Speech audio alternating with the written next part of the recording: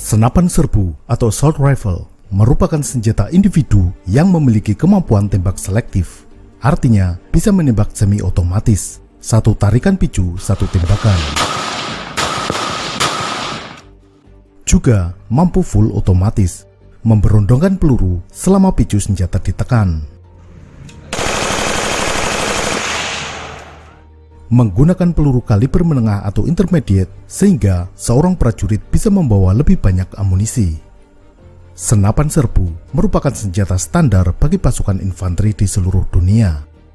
Dalam video ini, kita akan membahas jenis-jenis senapan serbu yang digunakan oleh TNI dan juga Polri.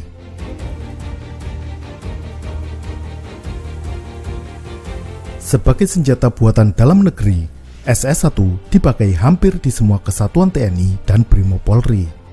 SS1 merupakan singkatan dari Senapan Serbu 1, dibuat oleh PT Pindad Bandung berdasarkan senapan serbu FNJ buatan Belgia.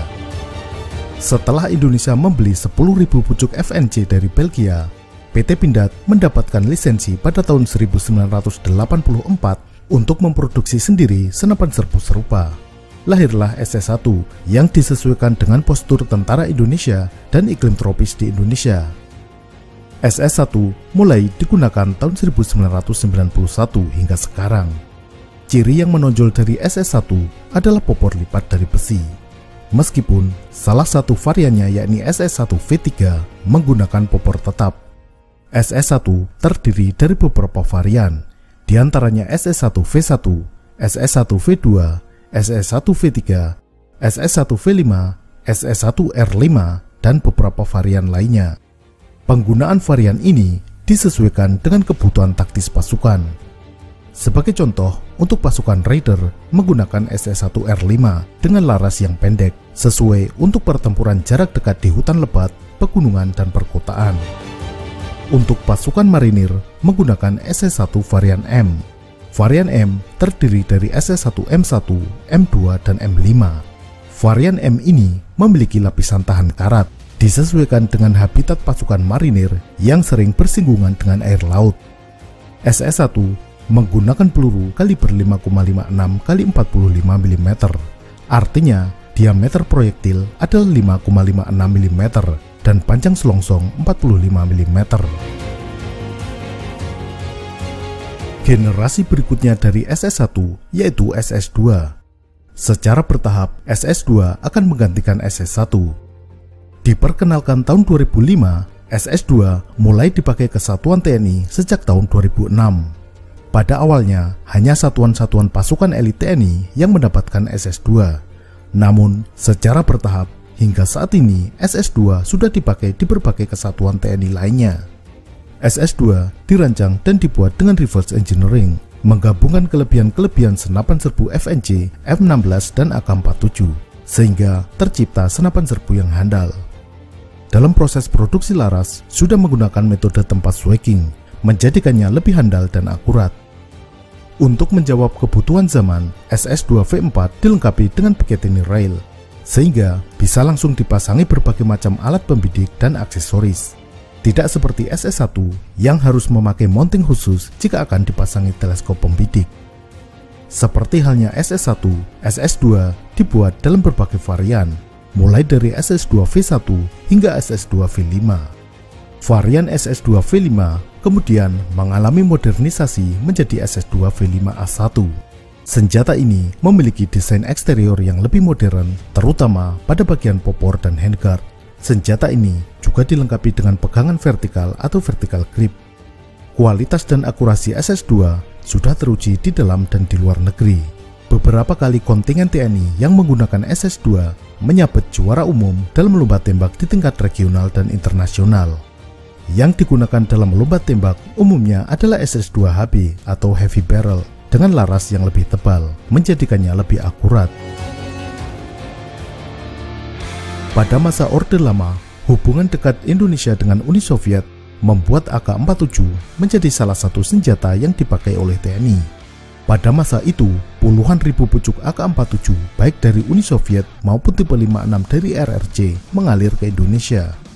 AK-47 saat itu dipakai oleh pasukan elit TNI yaitu RPKAD, KKO, dan Resimen Cakrabirawa. AK-47 merupakan senjata yang terkenal kehandalannya, tidak macet meskipun terkena lumpur, pasir, dan terendam air. AK-47 menggunakan kaliber 7,62 x 39 mm. Artinya, diameter proyektil adalah 7,62 mm dan panjang selongsongnya 39 mm. Saat ini, AK-47 masih dipakai di beberapa kesatuan TNI, misalnya digunakan oleh awak kapal TNI Angkatan Laut. Juga masih digunakan misalnya oleh Kopassus dan Kopaska dalam melaksanakan operasi tertentu. Untuk keperluan latihan tempur, AK-47 ideal digunakan dalam latihan doper. Proyektil yang lebih berat dan kecepatan yang sedikit lebih lambat daripada kaliber 5,56 menjadikannya lebih aman untuk dipakai dalam latihan doper karena mengurangi kemungkinan peluru pecah atau memantul saat mengenai tanah. Pada masa Orde Baru, hubungan dengan Uni Soviet merenggang dan Indonesia lebih dekat ke Amerika. Hal ini membuat M16, senjata buatan Amerika, digunakan oleh militer Indonesia.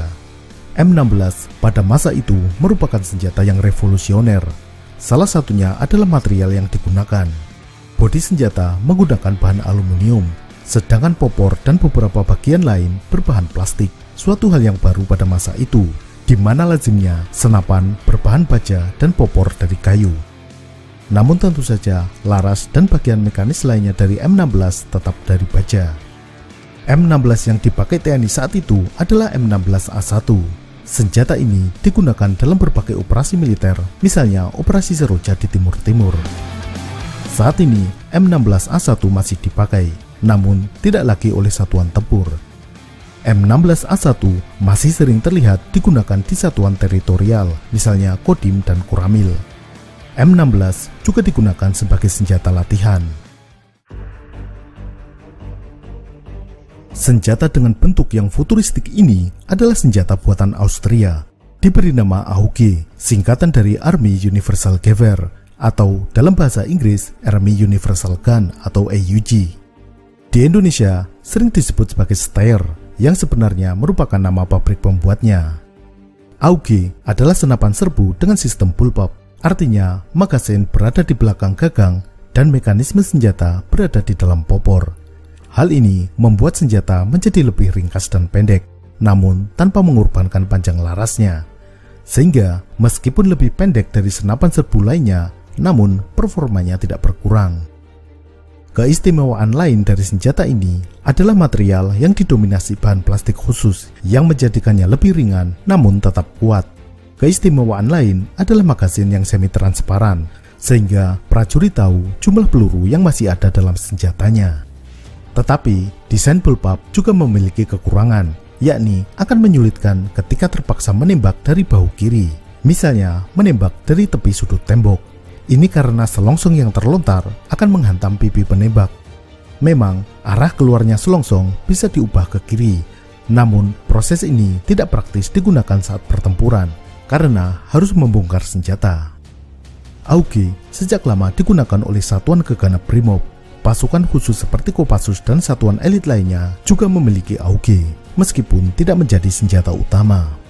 Varian yang dipakai adalah AUG A1, tetapi saat ini varian yang lebih baru seperti AUG A2 dan A3 juga mulai digunakan di Indonesia. AK-101 merupakan senjata buatan Rusia. Senjata ini pada dasarnya adalah varian AK-74, namun dibuat dengan kaliber 5,56 mm standar NATO. Tujuannya adalah menembus pasar ekspor ke negara-negara yang sudah memakai peluru kaliber 5,56. Di Indonesia, AK-101 digunakan oleh Korps Brimob Polri sejak tahun 2001. Selain AK-101, Brimob juga menggunakan varian lain, yakni AK-102 dan AK-105. Selain itu, Peleton Inti Tempur atau Tontaipur Kostrad juga menggunakan AK-101. HK-416 adalah senapan serbu hasil racikan perusahaan Heckler & Koch dari Jerman. Mulai dibuat tahun 2004, senapan ini kini menjadi favorit pasukan khusus di banyak negara, misalnya Delta Force Amerika, GSG-9 Jerman, pasukan khusus Australia, Malaysia, dan pasukan khusus lebih dari 22 negara. Bentuk dari HK-416 sengaja didesain mirip dengan Colt M4 yang digunakan oleh militer Amerika. Ini dimaksudkan agar prajurit tidak perlu beradaptasi lagi ketika beralih dari M4 ke HK-416. HK-416 merupakan senjata yang terbukti kehandalannya. Dalam sebuah pengujian, senjata ini mampu menembakkan total 10.000 peluru dalam mode full otomatis tanpa mengalami kemacetan satu kali pun. HK-416 juga menjadi senjata favorit di beberapa pasukan elit TNI. Senjata ini dipakai oleh Kopassus, Detasemen Jalamangkara, Komando Pasukan Katak, Intai Tempur Kostrad, dan Detasemen Khusus 88 Polri. Bagi player game PUBG, sebelum berkomentar tentang M416, di dunia nyata tidak ada senjata M416 atau M416, setidaknya sampai saat ini. Mengapa HK-416 dalam game PUBG dinamai M416? Ini karena masalah copyright. Nama HK adalah singkatan dari perusahaan Heckler & Koch. Jika menyebutkan HK, pengembang game khawatir jika nantinya dituntut membayar royalti. Galil merupakan senjata buatan Israel, dibuat oleh Israeli Military Industry, dinamai sesuai nama penciptanya, Yisrael Galili. Senjata buatan Israel ini digunakan oleh satuan elit pengintai milik Kostrad, yaitu Taipur. Ada beberapa varian Galil yang digunakan oleh Taipur, yaitu Galil MAR atau Micro Galil untuk pertempuran jarak dekat dan Galil Galads untuk sniper. Namun saat ini, senjata tersebut sudah jarang digunakan, sudah digantikan oleh senjata yang lebih baru. Senjata buatan Israel juga digunakan oleh TNI Angkatan Udara. Jika Taipur dari Angkatan Darat pernah menggunakan Galil, maka Paskhas TNI Angkatan Udara memiliki senjata buatan Israel yang lebih modern, yakni Tafor. Yang digunakan oleh TNI Angkatan Udara adalah salah satu varian terkecil dari Tafor TAR-21, yakni Tafor X95, atau sebelumnya dikenal juga sebagai Micro Tafor. X95 merupakan varian terpendek dari seri senapan serbu Tafor yang diproduksi oleh Israel Weapon Industries atau IWI. Selain sebagai senapan serbu atau lebih tepatnya karbin dengan kaliber 5,56 mm, X95 juga bisa dirubah menjadi submachine gun kaliber 9 mm. Untuk merubahnya, tinggal mengganti laras dan komponen bolt yang tersedia dalam paket kit. Modifikasi ini hanya membutuhkan waktu beberapa menit. VZ58 merupakan senapan serbu buatan Cekoslovakia yang mulai dibuat tahun 1958. Sekilas dilihat dari luar, bentuknya sangat mirip dengan AK-47. Meskipun demikian, sebenarnya desain di dalamnya sangat berbeda, dan komponen kedua senjata ini, termasuk magasin, tidak bisa saling ditukar. Ciri yang sangat menonjol dari senjata ini, saat ditembakkan terlihat jelas bagian mekanisme yang bergerak maju mundur. VZ58 digunakan di TNI Angkatan Laut, misalnya oleh tim VBSS atau Visit Board Search and Seizure, yakni operasi untuk naik dan menguasai kapal laut. VZ58 juga menjadi salah satu senapan serbu yang digunakan oleh Kopaska. CZ805 adalah senapan serbu terbaru buatan Republik Ceko. Dengan desain modern, CZ805 dirancang sejak tahun 2006 untuk menggantikan VZ58 yang sudah berumur lebih dari 4 dasawarsa. CZ805 mulai digunakan tahun 2011 di Republik Ceko dan Republik Slovakia. Menjawab kebutuhan zaman, CZ805 sudah dilengkapi dengan Picatinny rail, sehingga siap dipasangi teleskop pembidik dan aksesoris penunjang lainnya. Di Indonesia, CZ805 dipakai oleh Intai Tempur Kostrad menggantikan Galil MAR. Selain itu, Komando Pasukan Katak atau Kopaska TNI Angkatan Laut juga menggunakan CZ805. CZ805 juga dimiliki oleh Paskas TNI Angkatan Udara. Diklasifikasikan sebagai karbin atau senapan serbu dengan laras yang lebih pendek, M4 merupakan senjata yang identik dengan pasukan khusus Amerika. Senjata ini basicnya adalah senapan serbu M16 dengan modifikasi laras yang lebih pendek dan bobor sistem teleskopik yang dapat dipendekkan. Di Indonesia, M4 digunakan oleh Detasemen Khusus 88 Polri. Di kalangan TNI, M4 juga digunakan oleh beberapa satuan elit. Salah satunya adalah pasukan khas TNI Angkatan Udara. Dimensi senjata yang pendek menjadi pertimbangan untuk digunakan oleh Paskhas yang sering melakukan penerjunan. Selain Densus 88 dan Paskhas, M4 juga dimiliki oleh Kopaska TNI Angkatan Laut. SG merupakan singkatan dari Sturmgewehr, yang artinya senapan serbu. Senjata ini dibuat oleh Swiss Arms AG dari Swiss. SG552 merupakan salah satu varian yang paling pendek di antara saudaranya, yakni SG550 dan SG551. Ukuran SG552 yang pendek cocok digunakan untuk pertempuran jarak dekat. Senjata ini menjadi pilihan unit khusus anti-teror milik Kopassus, yaitu Satuan 81 Gultor. SG552 saat ini juga digunakan oleh beberapa satuan Gultor dari Batalion Raider. Sedangkan varian terpanjang yaitu SG550 Sniper digunakan oleh Korps Marinir. G36 adalah senjata standar angkatan bersenjata Jerman saat ini. Dibuat sejak tahun 1996, G36 kini juga dipakai lebih dari 40 negara. Kualitasnya tidak diragukan lagi karena dirancang dan dibuat oleh pabrik senjata kenamaan Jerman, yaitu Heckler & Koch. Meskipun masih dalam jumlah terbatas, senapan serbu G36 pernah terlihat digunakan oleh TNI dan Polri. G36 terlihat dipakai oleh Denjaka, Paskhas, dan Brimob. Selain varian standar, varian G36C juga digunakan oleh TNI. Salah satunya oleh Paskhas TNI Angkatan Udara. Varian G36C adalah varian karbin yang tidak dilengkapi pembidik optik bawaan, sebagaimana G36 standar dan G36K. Sebagai gantinya, pada varian ini terdapat Picatinny rail untuk memasang alat bidik optik sesuai dengan kebutuhan. TNI juga memiliki dan menggunakan senapan serbu buatan Korea Selatan, yakni Daewoo K2. Senapan serbu ini dalam jumlah terbatas digunakan oleh TNI Angkatan Udara. Pada tahun 2008 dan 2011, TNI Angkatan Udara membeli 210 pucuk Daewoo K2 dari Korea Selatan. Pada tahun 2019 menambah lagi sebanyak 809 pucuk.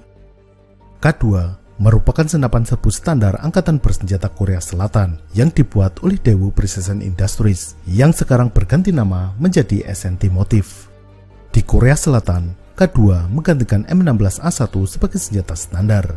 Mekanisme bagian belakang senjata ini mirip dengan M16. Bahkan beberapa komponen M16 bisa digunakan pada senjata ini. Namun, di bagian depan, K2 menggunakan mekanisme piston seperti pada AK. Tentunya, Daewoo K2 menggunakan kaliber standar NATO, yakni 5,56 x 45 mm. Senapan serbu lain yang menjadi koleksi TNI Angkatan Udara adalah SAR-21. Dalam beberapa kali kesempatan, terlihat prajurit TNI Angkatan Udara menenteng senjata buatan Singapura tersebut. Kabarnya, senjata ini merupakan hibah dari Singapura dan jumlahnya hanya sekitar 100-an pucuk. SAR-21 merupakan senapan serbu dengan desain bullpup yang dirancang dan diproduksi oleh Chartered Industries of Singapore atau CIS. Perusahaan tersebut berganti nama menjadi ST Kinetics dan kini ST Engineering Land System atau STELS. SAR-21 dilengkapi dengan alat bidik optik yang terintegrasi dengan perbesaran 1,5 kali. Ada juga varian dengan perbesaran 3 kali. SAR-21 juga merupakan senapan serbu pertama yang dilengkapi dengan penanda laser built-in, alias dari pabriknya sudah dilengkapi dengan laser. Pembidik laser ini menggunakan sumber tenaga dari baterai ukuran AA yang mudah didapat di warung-warung terdekat. Sekilas bentuknya mirip HK416.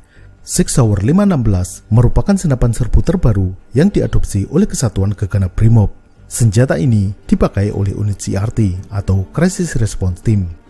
Sig Sauer 516 diproduksi sejak tahun 2010 oleh perusahaan Sig Sauer yang merupakan gabungan dari perusahaan Sig dari Swiss dan CP Sauer & Son dari Jerman.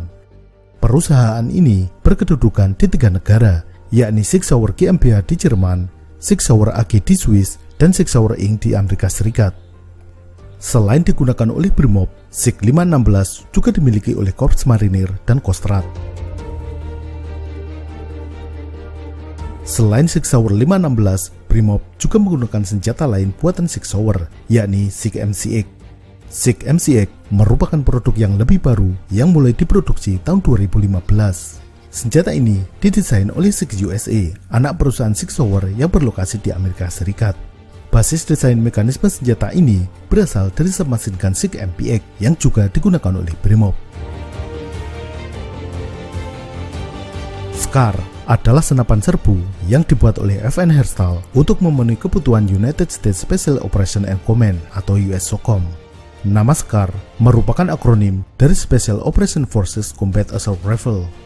FN SCAR dibuat dalam beberapa varian untuk fungsi yang berbeda, yakni SCAR L untuk senapan serbu, SCAR H untuk battle rifle, SCAR SSR sebagai senjata designated marksman atau sniper, dan SCAR PDW untuk personal defense weapon.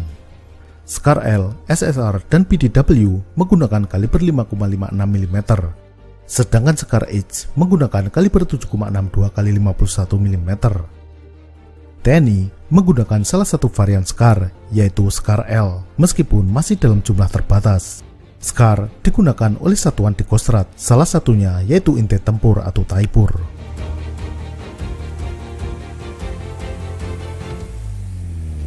Senapan serbu buatan dalam negeri kini tidak hanya diproduksi oleh industri pertahanan dari BUMN. Senapan serbu kini juga diproduksi oleh perusahaan swasta. Komodo D5 merupakan senapan serbu pertama yang dibuat oleh perusahaan swasta di Indonesia. Diproduksi oleh PT Komodo Armaments Indonesia yang berlokasi di Bekasi, senjata ini dengan bangga diberi tulisan Made in Bekasi.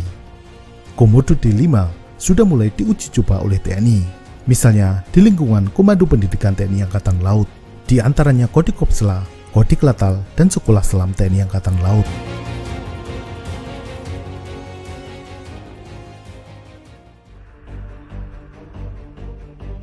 Selain senjata produksi dalam negeri dan produk impor dari produsen terkenal, TNI juga mencoba menggunakan senapan serbu yang belum banyak dikenal. Di antaranya adalah Fairfront buatan Filipina. Fairfront sendiri adalah perusahaan senjata api yang berpusat di California, Amerika Serikat. Namun, pendirinya merupakan dua bersaudara keturunan Filipina. Fairfront merupakan akronim dari nama mereka, yakni Ferdinand dan Francis. Sebagai keturunan Filipina, Fairfront juga membangun fasilitas produksi di Cebu, Filipina. Selain untuk menyuplai kebutuhan militer Filipina, senapan serbu Fairfront juga diekspor ke negara Asia lain. Salah satunya adalah Indonesia yang mencoba menggunakan beberapa varian Fairfront. Fairfront varian SCW atau Subcompact Weapon digunakan oleh Denpandu Taikam atau Detasemen Pandu Pengintaian dan Keamanan dari para Raider Kostrad TNI Angkatan Darat. Varian lainnya, yakni Fairfront SVLAR, terlihat digunakan oleh Korps Marinir. Itulah jenis-jenis senapan serbu yang dimiliki dan digunakan oleh TNI dan Polri. Selain yang disebutkan di atas, masih ada beberapa jenis lainnya yang dari segi jumlah sangat terbatas. Sebagai contoh, senapan serbu FAMAS buatan Perancis yang dimiliki oleh Kopassus. Sebenarnya, jenis yang terlalu beragam justru kurang efisien baik dalam hal perawatan, pengadaan komponen, dan suplai logistik jika terjadi perang. Meskipun kalibernya sama, namun seringkali senjata yang berbeda tidak bisa saling bertukar magazin karena bentuk dan ukurannya berbeda. Ada baiknya jika TNI menyederhanakan jenis senapan serbu yang dipakai, diseragamkan menggunakan SS2. Sedangkan untuk operasi-operasi khusus yang membutuhkan kehandalan lebih, bolehlah menggunakan HK416. Sampai jumpa.